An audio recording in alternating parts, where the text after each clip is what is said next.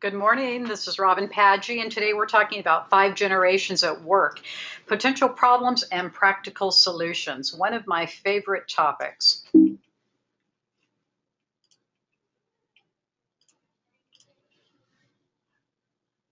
Uh-oh. Here we go. All right. So the events and conditions each of us experience during our formative years help define who we are and how we view the world. What does that mean? That means that when our teenage years, from about 14 through 19, those are our formative years, and what we experience during those formative years has a profound impact upon us, not only as people, but as a generation, those people who are the same age that we are. The generation we grew up in is just one of the influences on adult behavior, but it is a big influence. And so that's what we're going to discuss today is the different generations in the workplace, what influenced them, how their personality style is shaped as a result of those influences, how those things tend to conflict in the workplace, and more importantly, what we can do about it.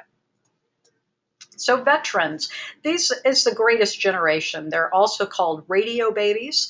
So they're called a variety of names. There's no exactly set term for these folks. They're also called traditionalists as well.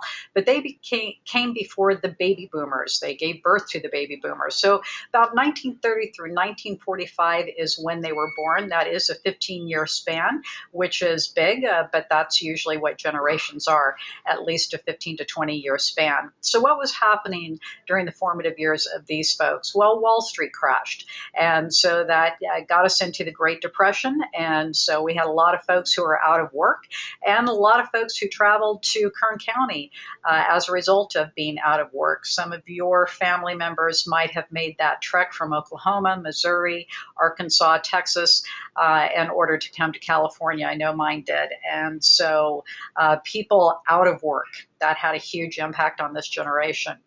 World War II. So we were bombed by the Japanese in 1941, and we entered the war in 1942 through 1946. Lots of people at war during that time. And if they weren't away fighting, they were here fighting the war as well. So we've been in a war for a long time during our current times, but it hasn't had the impact that it did with this war. With this war, it was all hands on deck effort in order to survive it overseas and here at home.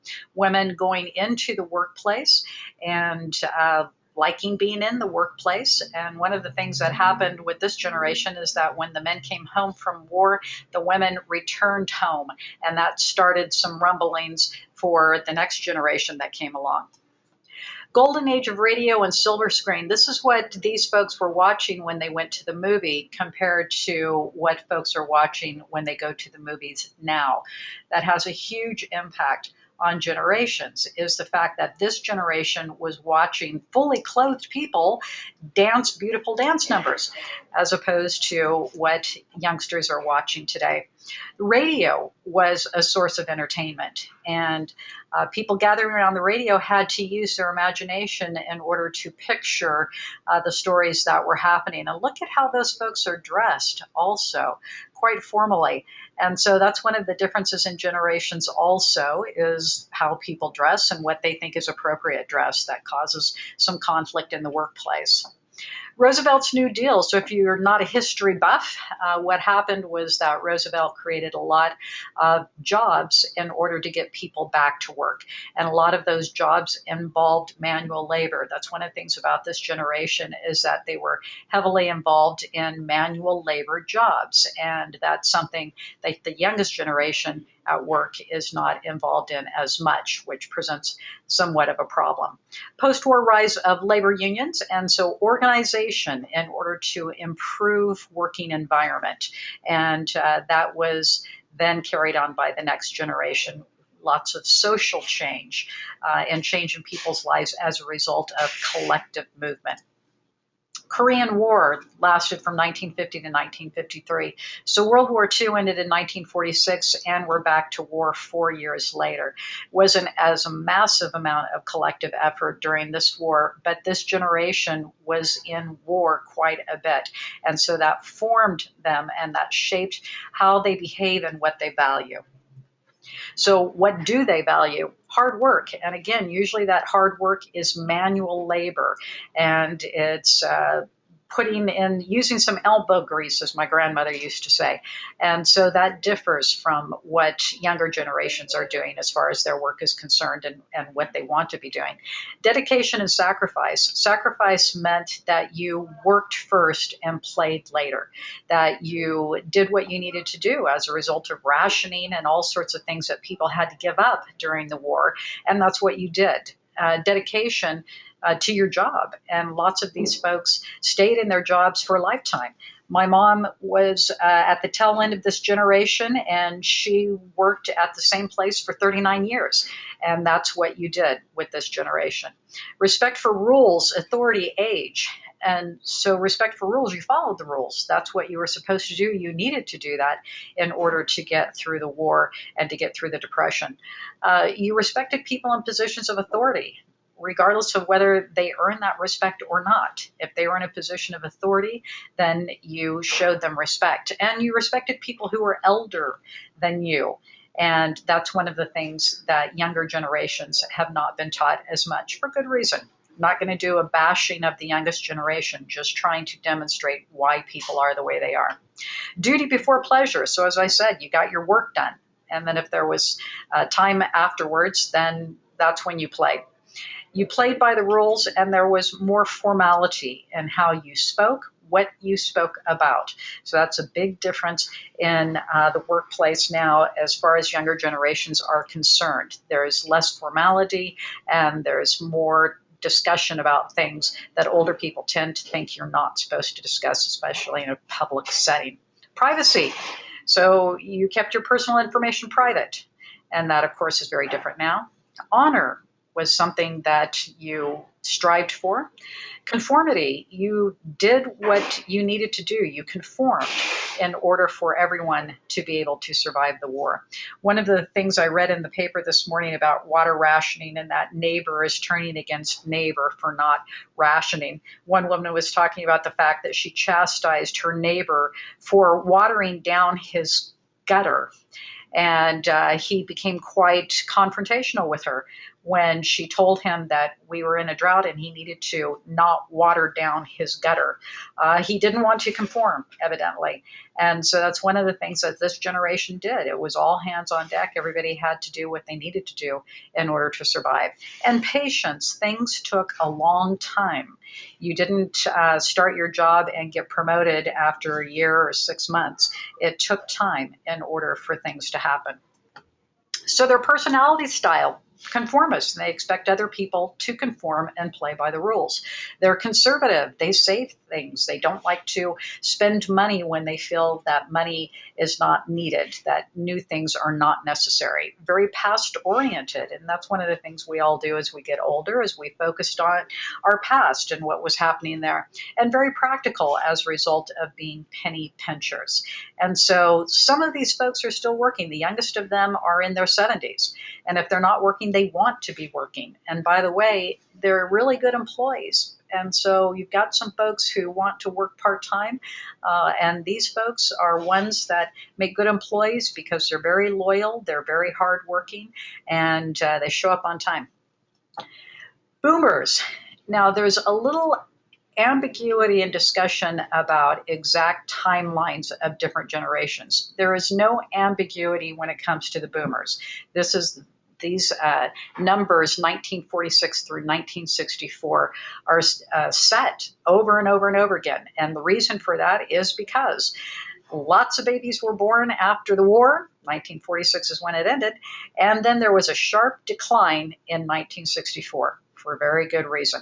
We'll discuss that in just a moment. But these are the only numbers that are truly set. All of the other numbers are a little bit fluid as far as when generations start and when they end. So we'll see that in just a moment. So what was happening during the boomers? Well, again, this is 18 years. And so older boomers were experiencing things like going to war, and younger boomers like me were watching it on TV and perhaps had relatives who were involved in it. Protest. So people protesting against going to war, this was new. This was something that hadn't happened before, and people resisting going to war and burning draft cards, that was new. And people getting killed on college campuses because National Guard sent in, that's new. Civil rights movement. And so we had not only civil rights movement for minorities, but also for women, and here in California for migrant workers.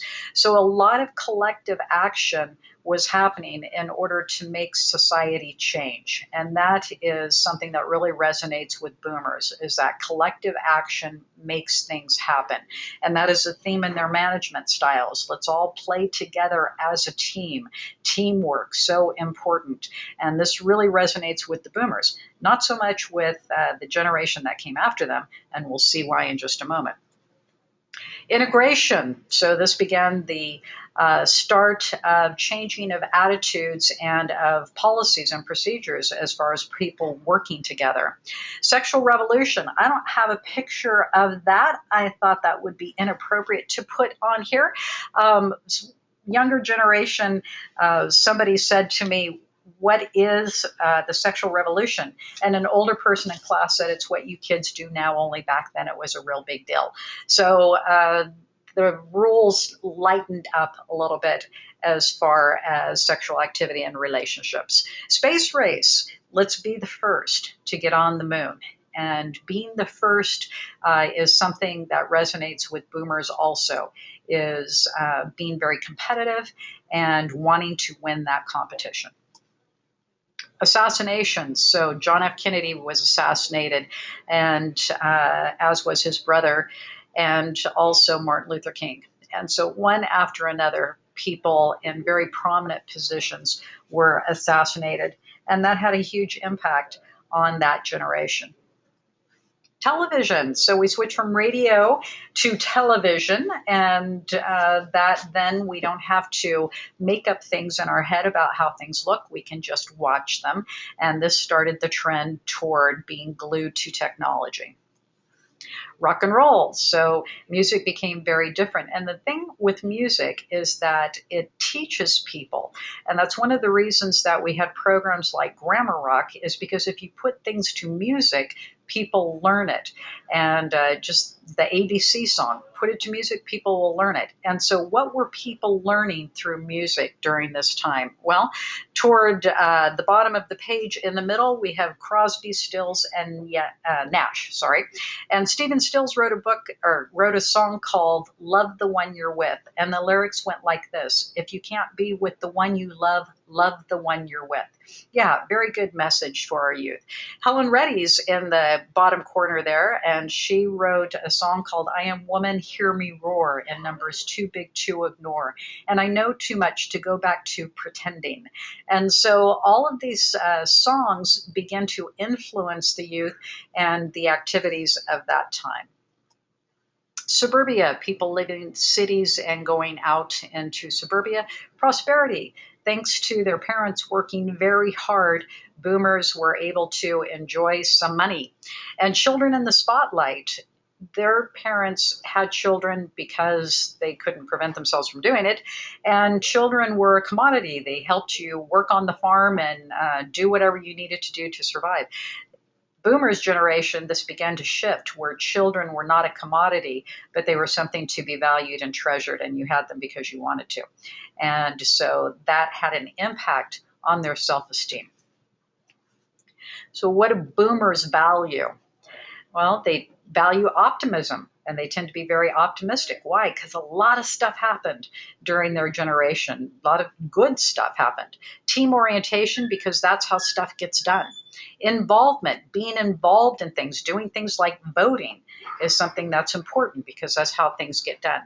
Questioning authority. And so the generation before them did not question authority, but this generation did. Why? Because they were people putting them in wars that they didn't think knew what they were doing. So questioning authority became a theme here, and it continued through the other generations. And so if you want to blame young people for not doing what you tell them to do, you can actually blame the boomers for starting that whole thing.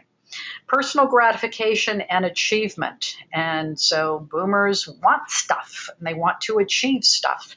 Personal growth, always looking into finding themselves, and self-help movements.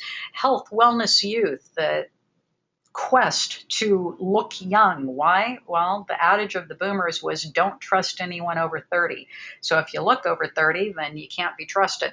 Competition, they loved to win, and work was a challenge and a choice, not some backbreaking manual labor that you had to do, but sitting in a nice office and working on computers. Yes, there were computers back then, and doing all sorts of things that were different and challenging and interesting. And that began a theme for wanting interesting, challenging work that youth today want very much. And so that's something that, again, the boomers started.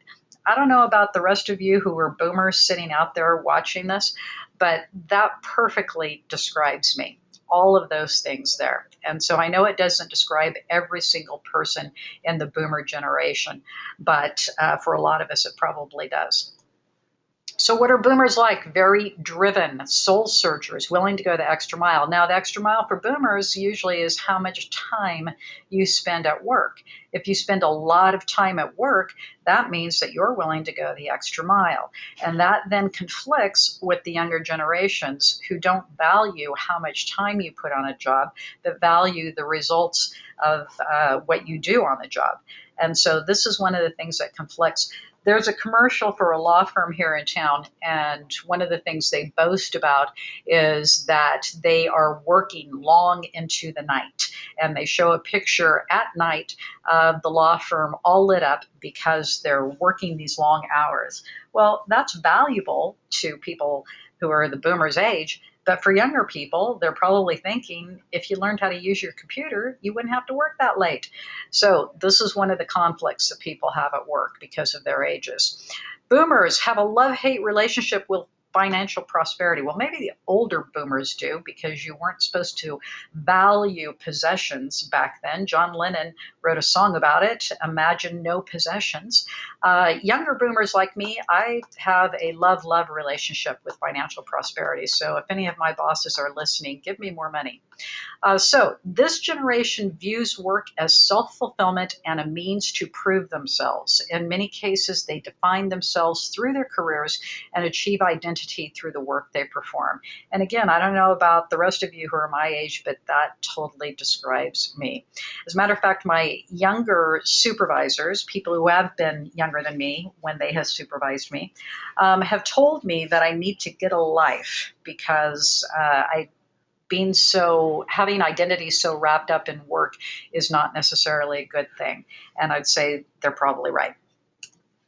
So Gen X, they were definitely started in 1965, but when they ended, it's up for grabs. So some people say 1976, some people say 1980, but late 70s, early 80s, right around there. So what was Gen X experiencing?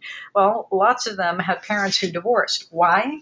Well, the boomers helped women have equal rights, which is good. But as a result of equal rights and the Equal Pay Act, lots of women left marriages they did not want to be in. And so thus we have divorce.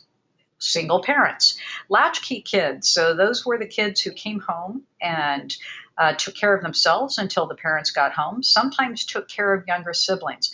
That had a huge impact on this generation. And this generation is known for being very independent and don't tell me what to do. And this is one of the reasons for that. and stepfamilies.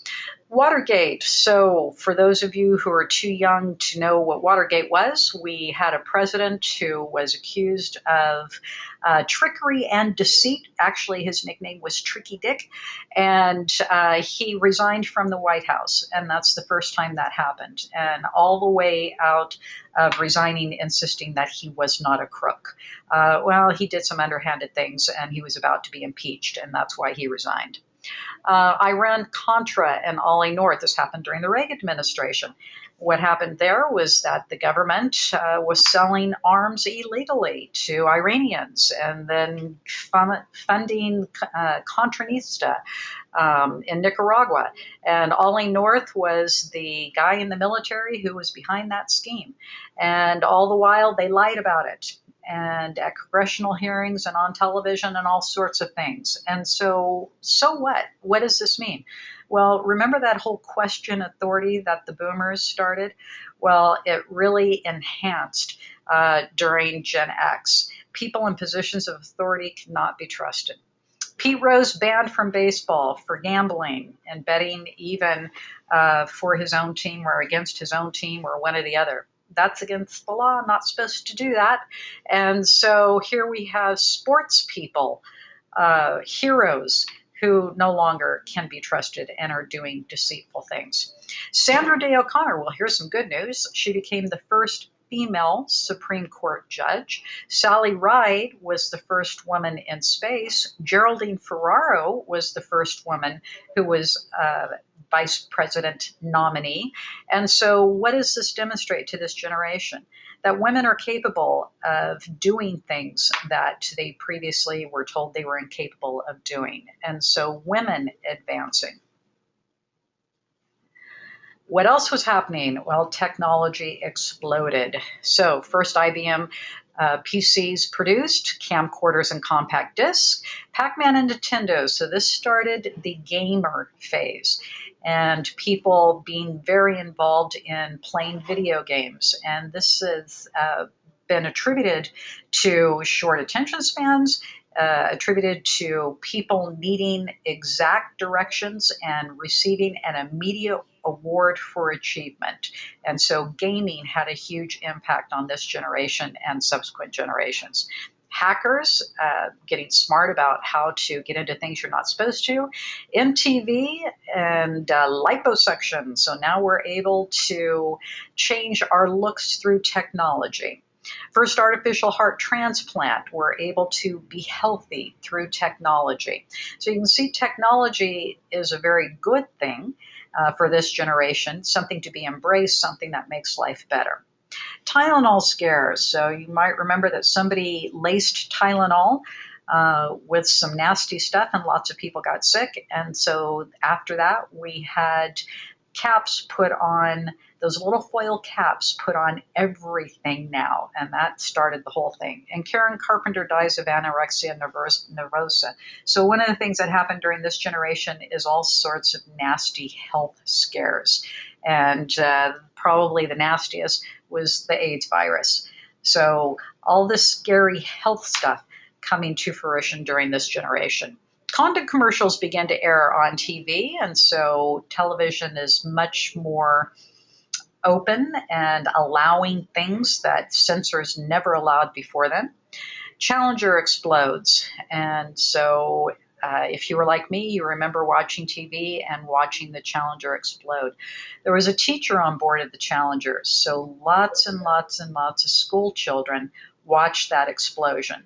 And when you experience something like that when you're a child, it's a lot different than when you experience it as an adult. Chernobyl, so the worst nuclear power plant accident happened that spilled radiation into the area and wreaked havoc about the people who lived in that area. Exxon Valdez oil disaster, well, we since had a much larger oil disaster, but at that time, ship carrying oil collided with a reef up by Alaska, and oil, millions and millions of gallons of oil spread into the ocean. So again, we've had it again, and people of the youngest generation have experienced it. Lead gas banned, and so environmentalism started to take place with mandatory recycling as well. What else was happening? Gary Hart was running for president. He was accused of having an affair. He dared the press to follow him because he said that he was a good married man who didn't cheat on his wife. And then they followed him and immediately found him with this woman named Donna Rice sitting on his lap. If you can read the t-shirt, it says monkey business. Yeah, that's what it was. All right. So he had to drop out of the race. Jimmy Baker and Jessica Hahn. So Jimmy Baker of the Praise the Lord Club.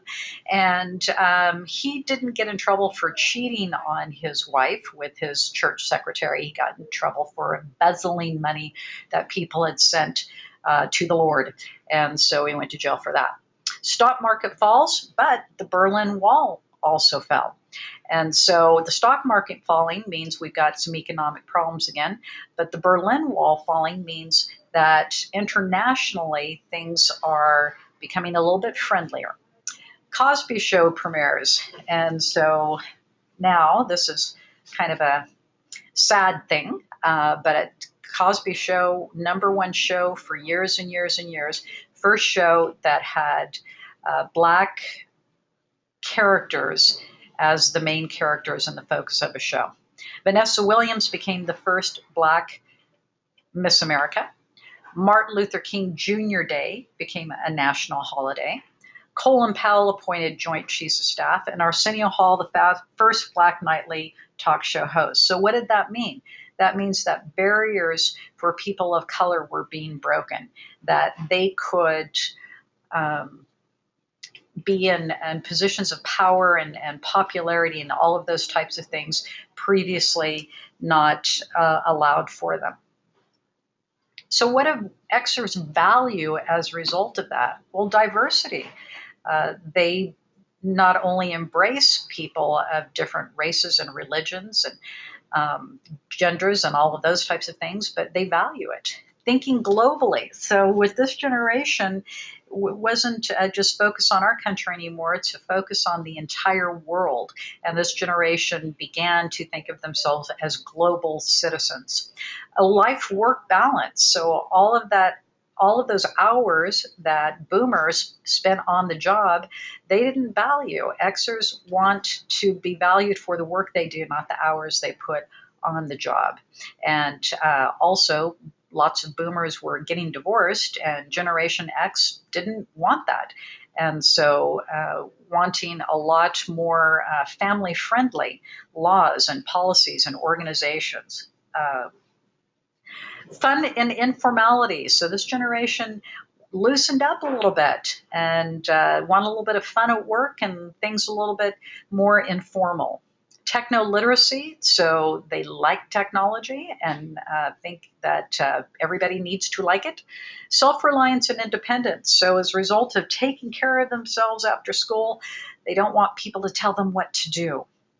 Practical, because the stock market fell and they saw what it was like to go through an economic crisis as well. So being very practical and fast-paced. Things need to move at a faster pace for this generation. And that just accelerated after this generation with the next one. What do they like? Tend to be very self-reliant, risk takers, skeptical, because again, they saw a lot of people in positions of power and sports heroes be dishonest. And so they're skeptical of people in positions of power. Balanced and family-oriented, and again, concerned about the job, not how many hours are worked on the job. So this generation seeks instant gratification because we got to have things like instant teller machines and fast food. So instant gratification, and has a huge need to succeed while at the same time striving for a balance in life and work. They work to live instead of living to work. And if there's any Xers out there, I'd be interested to see if that was something that you'd agreed with. One of the things, though, when I give this presentation is I still have boomers shake their heads and say they're a bunch of slackers. Well, perhaps. But again, we have our own values and our own expectations of what's appropriate. And the time that we grew up in forms that to a certain degree. And so that's one of the things that we need to remember is that our perception is not the same as someone who is younger. Generation Y. So again, the numbers on here, the exact start date, the exact end date, but here's something that's kind of relatively new. There was an end date to Gen Y. And so some folks have just thought, we're still in Gen Y. The people being born today are still part of Gen Y.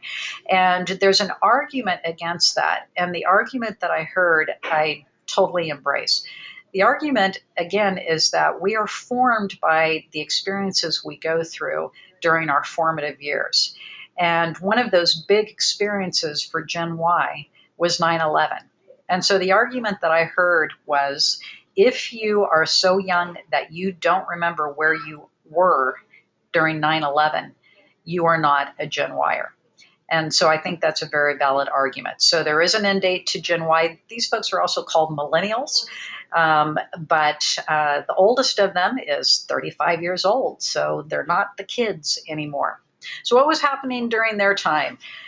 Technology, again, so during Gen X, it exploded and we had all of these technological advances. Well, Gen Y doesn't remember a time when there weren't cell phones and instant teller machines and that type of stuff. They don't remember a time when there were not those things. And so that's one of the important things to remember. Y2K. And so the world was going to end because people didn't figure out that we were going to hit the year 2000 eventually. And so that was a huge panic scare. And that demonstrated how important technology is, that if computers can't figure out to go from 1999 to 2000, what was going to happen to our world. And so that just demonstrated that technology is very important. And the World Wide Web. And so they have access to the world at their fingertips. Clean Air Act was passed, and so again, more environmentalism. Signing of the Americans with Disabilities Act, and so more laws to protect people and to help people advance. Clarence Thomas and Anita Hill, so this is when sexual harassment came to the forefront, and this was in the early 90s. Sexual harassment has been against the law since 1964. Lots of people didn't really know about that until Anita Hill came forward at the hearing of Clarence Thomas and said that he had sexually harassed her. And then the lawsuits started and harassment began to become a word that was in our vocabulary. Soviet Union ends, so this big giant country that we were afraid of for so long, not so much of a threat. Operation Desert Storm, so we're back in wars. And it's been going on since then. Magic Johnson tests HIV positive. So again, your sports heroes are not so heroic after all, perhaps. And we've got a scary disease that can kill people. Rodney King and the LA riots, you probably remember that. Oklahoma City bombing, terrorist in our own country. Waco, more of the same. Columbine, you can't go to school without getting shot. Mike Tyson found guilty of rape. So again, major sports heroes falling. O.J. Simpson, more of the same. Matthew Shepard, gay student, hung up in a field and beaten and left to die. Viagra introduced, and we've got commercials to demonstrate that, and cloning. So again, more technology, more sports heroes, more openness about sexuality. All of these things had a huge impact on this generation. But there's more. Clinton and Lewinsky. So he's not the first president to have had a sexual relationship with an intern in the Oval Office. There were plenty before him. He was just the first one to go on TV and lie about it. And impeachment inquiry wasn't over Lewinsky. It was over other things that he had done, and he almost had to leave office as a result of that. Combat roles for women in the military. So women are starting to infiltrate all sorts of areas previously not allowed to. Women's soccer team wins World Cup. And again, women making all sorts of achievements they hadn't previously done. And TV talk shows. And when I was growing up, what we saw on TV talk shows was celebrities talking about their fabulous lives. youngest generation growing up sees people on TV talk shows talking about the most horrid parts of their lives, getting in fights with each other, and that is a source of their entertainment. And so what do we talk about in a public setting? It's very different now than it was in previous generations. And again, 9/11. So if you don't remember where you were when 9/11 happened, you're not a Gen Yer. You're younger than that. What do they value? Optimism. And one of the things that's really interesting is a lot of people said, what do they have to be optimistic about? I mean, there's all sorts of bad things happening at this time, but they remain very optimistic about their future and what they can achieve. Civic duty. So they believe in getting involved. And one of the reasons for that is that many of them were required to do so in school in order to receive school credit. I think that's a good thing. They're very confident. And one of the reasons they are very confident is because this generation has received an award for showing up. And so that's one of the things that we have to grapple with now. Confidence builder, very important. But awarding trophies for just participating and showing up has had a backlash. And so many of you have seen that. Achievement, so more of the same. Respect for diversity. Sociability, and this is a very social generation, very connected generation, wants to be connected. And so that's one of the things that HR people are grappling with, is how to get people away from their phones. Morality, and some people think this generation is not moral. Well, they are said to value morality as far as ethical things that their businesses are doing. And they're choosing to work for organizations that are embracing environmentalism and causes for humanity. And so that's where the morality comes from. And then street smarts. They value knowing stuff, how to survive on the street more so. And some people think that, well, it's just common sense. Well, the streets are a lot different now than they used to be. So their personality, again, very optimistic, tenacious, realistic because of things that they have been exposed to, and they prefer collective action. And so one of the things, again, education changed dramatically with this generation. And used to, when you went to school, you had to keep your eyes on your own paper and not share information. And there was huge punishment if you were looking at other people's paper when you were taking tests or supposed to be doing your own work. With this generation, a lot of them were put into teams in order to solve problems. And so that's how they prefer to do it. Here's a great quote. They were playing on computers before they were potty trained. As one Wire put it, our day-to-day lives revolve around the internet, including the way we interrelate to each other. It's the way we communicate with family and friends. We are daily users of everything, including Facebook, instant messaging, emails, cell phones, and text messaging. And now we've got Twitter. I don't even remember the last time I spent an entire day disconnected from my digital life. Well, here's something. How many of you remember the last time you spent a day disconnected from your digital life? It's not just this generation. Hardly anybody can stay away from their phones anymore. On the Today Show this morning, there was a story about young people who are suffering from neck injuries because of so much looking down at cell phones and iPads and computers and all of that kind of stuff. So now people are injuring themselves as a result of technology. So the next generation, we don't know what they're called yet. I've seen Gen 2020. I've seen iGen, which I think is very catchy because they grew up on iPhones, iPads, iPods, so that makes sense. Gen Z, that makes sense because it comes after Gen Y. Linksters, I don't know where that term came from, but I have seen it in a number of places. So again, when exactly this generation started?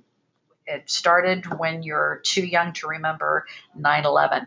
What are these folks like? A lot like Gen Y, very technologically dependent. Now, one of the things that people have said is that This generation is tech savvy.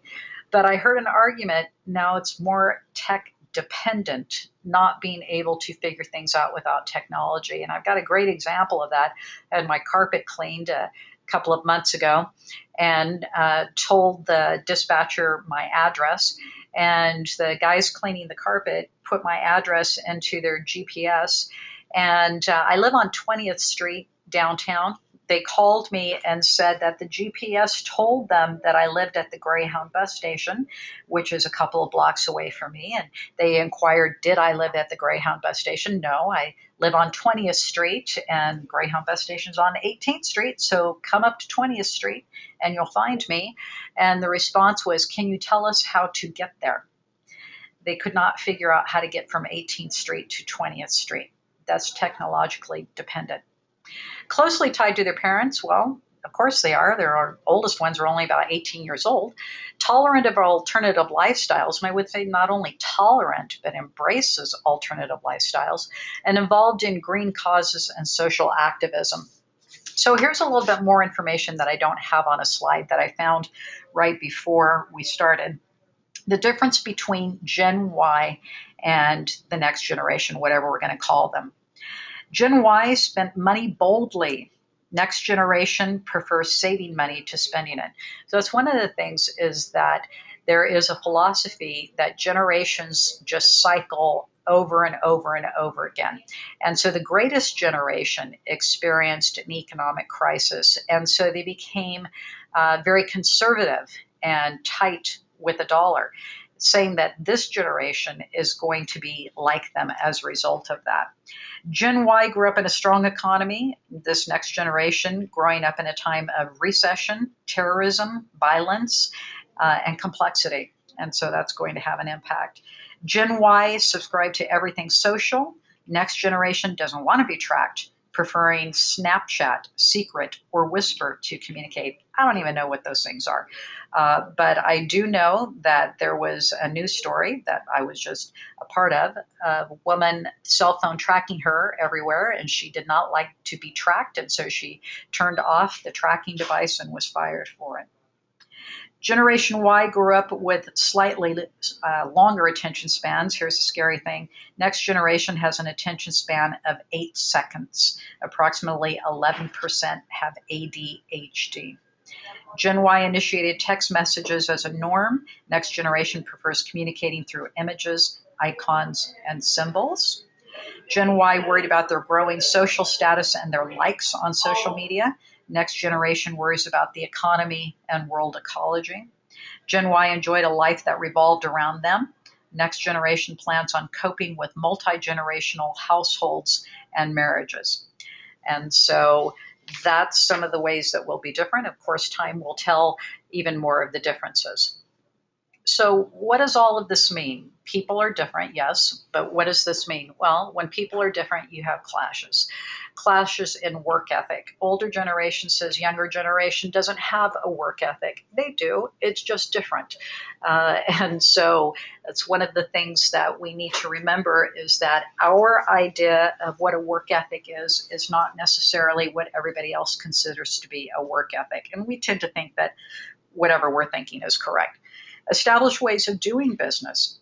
And so a lot of the older generations want to do business the way that they were taught business is supposed to be done, where younger generations want to change things up.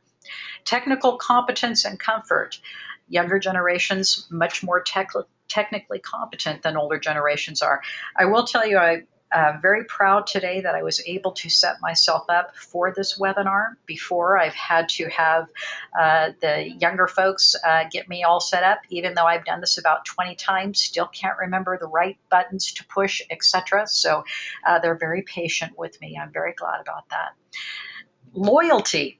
So one of the things older generations think is that you're supposed to devote all of this time on the job and years on the job. The average worker in America will spend 4 years at one job. That's the average, 4 years at one job. Younger generations will spend half that. And one of the things that's happening that I've seen through research is that they are being encouraged to not spend years and years and years on a job. They are encouraged to job hop. And all of that job hopping leads to them having about 15 to 20 different jobs during their career. And that's a source of anxiety for lots of HR professionals. But that's one of the things that's difficult to fight when you've got people being advised by Career Builder and Monster.com and those folks that don't stick around for long because that says something bad about you. Clashes over positional power and leadership management style. So one of the things I do is one-on-one coaching, and I've had a number of folks sent to me who are in their 50s and 60s whose management style just doesn't work for younger people anymore. And the older management style was, I'm the boss and you're not, and so you do what I say. And if you don't, then we get rid of you. And that style just doesn't work anymore. And I don't know that it ever did, but that's one of the things that we need to figure out. Balancing work and family. And so younger generations don't want to spend all the time on the job, and the perks that they want involve more family type of stuff as opposed to just money. People skills, big clash. And one of the things that is said of younger generations is that they just don't have the communication skills that older people do as a result of communicating through so much through technology. And one study that I read recently said that the ability to make eye contact is something that younger people don't have as much, that they're reluctant to make eye contact. And again, if you're looking down at your phone all the time, you can understand why. Politics, and we're not talking about the political world as far as voting. We're talking about office politics and the impact that it should have. Notions of gender roles. Older generations sometimes still think that women should not be in certain jobs, and employers are getting sued for it. And change. The older you get, the less you like change, and younger people tend to embrace it. So these are some of the clashes that different generations have at the workplace. One of the clashes also is receiving feedback.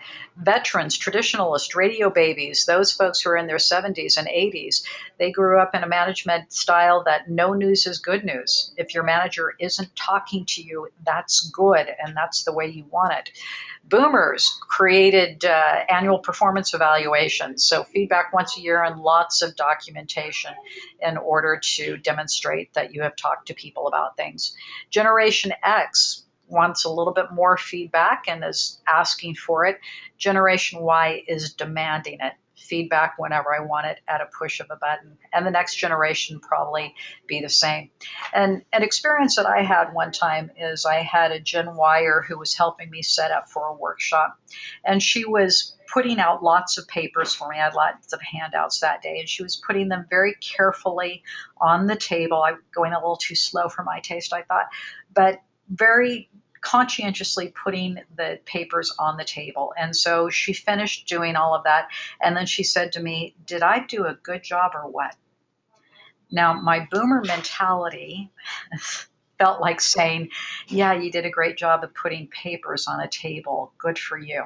But I didn't say that. And the reason I didn't say that is because I knew if I did, that I would not have her, she would not do a good job for me in the future. And so I spent the few seconds it took to say, yes, I appreciate how conscientious you were. Thank you. So why I felt like I didn't need to say something like that, she asked for information and I gave it to her. And one of the reasons that I did is because I wanted the same result the next time she helped set up for me.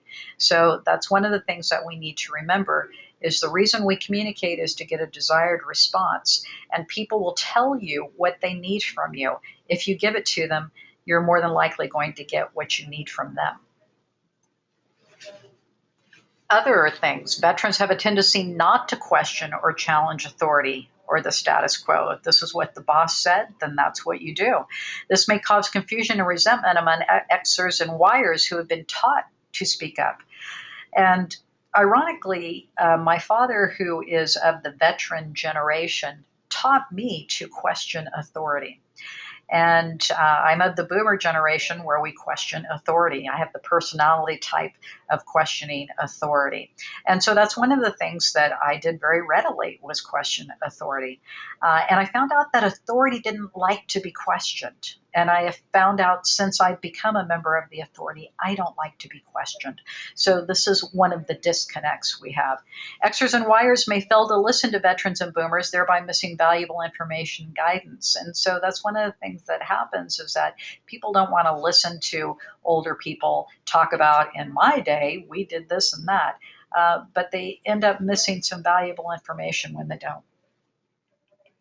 Now, people have been generation bashing for forever. Every generation has gotten a bad rap from the preceding generations. And I love this quote: I see no hope for the future of our people if they are dependent on the frivolous youth of today.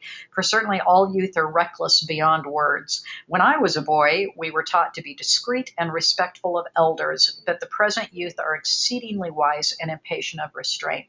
Some Greek guy named Hesiod, or something like that, said that in 700 BC. So if that's what the youth were like then, we have no reason to believe they wouldn't be like that now. Every generation bashes the generation after it, and that really doesn't do us any good. And so one of the reasons that that doesn't do any good is because when we are not connecting, when we are not communicating, it impacts turnover rates. People leave organizations where they don't feel valued. May impact tangible costs such as replacing those people, hiring, training, retention. May impact intangible cost, morale. If people aren't communicating with each other, then that doesn't feel good. May impact grievances and complaints. So here's one of the things that I have recognized through various things that I've done in HR. Younger generations tend to complain more about older generations, and they've grown up with the word harassment in their vocabulary. And so harassment claims have gone up as a result of that.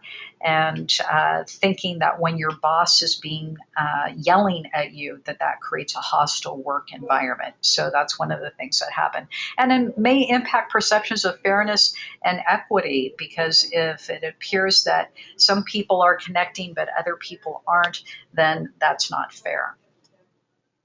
So what can we do about it? I've spent all this time telling you why people are different. What can we do about it? Well, the thing is, if all of this leads to a failure to communicate, we've got to learn how to communicate with each other. We like to communicate differently. And when you communicate with people the way they like to communicate, you're more than likely going to get the response from them that you want. And so we have to change gears a little bit. And those of you who have been in my communication training, you know this is something that I talk about as far as personality styles and gender and cultures and that type of thing, is that when we communicate with people the way they like to communicate, we usually are more effective with them in getting the results that we want from them. So here are things to consider. For folks who are in their early 70s and older, focus more on words, not on body language. Now, what did that mean? With this generation, your word was all you needed. You didn't need contracts. All you needed was a handshake, and you trusted the words that people said. So focusing on the words that you're saying and making sure that they are clear and concrete and not trying to express what you're trying to say through other means. Face-to-face or written communication is what these folks still like. And a lot of them were taught and have taught others that when you're communicating, you look at somebody in the eye and you make lots of eye contact, firm handshake, all of that kind of stuff. So they still like their communication face-to-face. Using more formal language, sir, ma'am, Mr., Mrs., hey dude, what's up, really doesn't work for them. And they feel disrespected if people are too informal with them. Demonstrate respect, and a lot of that is through formal language. Be patient. It takes them a while to say what they need to say. It takes a while to move. It takes a while to make decisions. And so demonstrating patience and not sounding patronizing. And so things that come very easily to people, especially technologically for younger people, those things very easy for them, but not so much for people who are older. And so don't sound patronizing when people don't get it. Use their knowledge. These folks have been around for a while, and for the most part, they want to share their knowledge with other people. People usually don't want to hear it. And so use their knowledge, have them be mentors and pass on their knowledge to other people. Communicate effectively. What does that mean? Well, one, speak up, use words that they understand instead of slang, and listen to them. Now, boomers, a lot of that works for me too. So the older you get, the more that's the kind of communication that you want. But with boomers, being a little bit more expressive, not so stoic, speaking in an open, direct style, so not have to be as formal, but just kind of to the point. Using face-to-face or electronic communication. I still prefer face-to-face. And one of the reasons that I do as a communication person, I understand that much of our communication is expressed through our facial expressions and our body language and our tone of voice. And email just doesn't allow you to do those things. Half of emails are misunderstood, and that's easy to understand. And so face-to-face usually resonates with boomers still. And be prepared and ready to be challenged, because boomers love competition. And so they're going to challenge people. And that sometimes doesn't work for younger people who don't like to be challenged and feels it's critical of them. Xers like technology to communicate. Short technology, that's how Twitter was created. Facts, use straight talk, don't sugarcoat it. The whole let's all play together as a team usually doesn't work well for them. Asking them for their feedback, they want to be involved in what's going on, not dictated to. Share information immediately and often, because this is a generation where 24-hour news came into being and the internet came into being, and they have information at the touch of their fingertips. And use more of an informal communication style. And so if you're older, relax a little bit about the Mr. and Mrs. and him, sirs and ma'ams. So here's some Gen Y language. If you can't understand this, it says this. Are you okay? Excellent. Want to go to dinner tomorrow? Great. Call me later. Be seeing you. They've created a whole different language. Props is respect and recognition. Got to give that girl props for her website. Off the hinges, similar to off the hook, something that's outstanding or great. Yo, that concert was off the hinges. No wonder we have a difficult time communicating with each other. So what does Gen Y want? Mentor, don't manage. So as I said previously, the whole management style of I'm the boss, do what I say, doesn't resonate with this generation. And so mentoring, passing down knowledge, helps more. Explain, don't assign. So this is Generation Y. Asking why. Now, I had somebody in class one time tell me that he manages a restaurant and he gets upset with his employees because they stack the wooden high chairs, which scratches off the finish and then it becomes splintery. And so he's told them repeatedly, don't stack the high chairs, but yet when he's away, they continue to do it. And I said, have you explained to them why they shouldn't stack the high chairs? And he said, no, I shouldn't have to explain why. I said, don't you think if you explain why, they'll actually do it? They should do it because I told them to do it. Well, explain why. You'll get more buy-in. Solicit, don't dictate. So solicit their ideas, their opinions, because they've got a different perspective, and that perspective is valuable. Respond, don't ignore. This is a generation that is used to getting immediate answers and immediate gratification, and they are very skeptical when things aren't when they don't get responses from folks. And again, don't conceal information. Let people know what's going on, because if they don't know what's going on, they'll make it up. So here's some communication stuff, but here's some other ways to resolve conflict. And I've got a lot of information to give you on this. And if you can't write it all down, just contact me and I'll send it to you. So first of all, understanding work styles. So how does this help resolve conflicts? Well, for example, baby boomers and Gen Xers don't like to be micromanaged, while Gen Yers and the generation after them often crave specific, detailed instructions.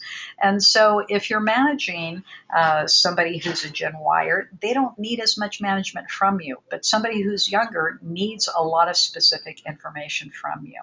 Consider the generational values at stake. Each generation is protecting a distinct set of values, and conflict may threaten these values. For example, baby boomers value teamwork, cooperation, and buy-in, while Gen Xers like to work by themselves. And so making people work together when they don't want to, because that's what you value, doesn't work. Air different generations' perceptions. When employees of two or more generations are involved in workplace conflict, they can learn a great deal by sharing their perceptions. For example, a veteran might find a Gen Yer's lack of formality and manners offensive, while a Gen Yer may be offended when this older employee fails to respect her opinions or input. So get people to share their perspectives and where they're coming from. That helps. Find a generational appropriate fix to problems. You can't change people's life experiences, but you can work with the set of workplace attitudes and expectations that come from them. So, for example, if you have a knowledgeable boomer who's frustrated by a Gen Yer's life experience, coupled with their sense of entitlement, you might want to turn the boomer into a mentor. And so don't be frustrated with their life experience, teach them. Or you may have a Gen Xer who is slacking off and phoning it in a lot. Instead of punishing him, give him a challenging assignment, and that will pique his interest.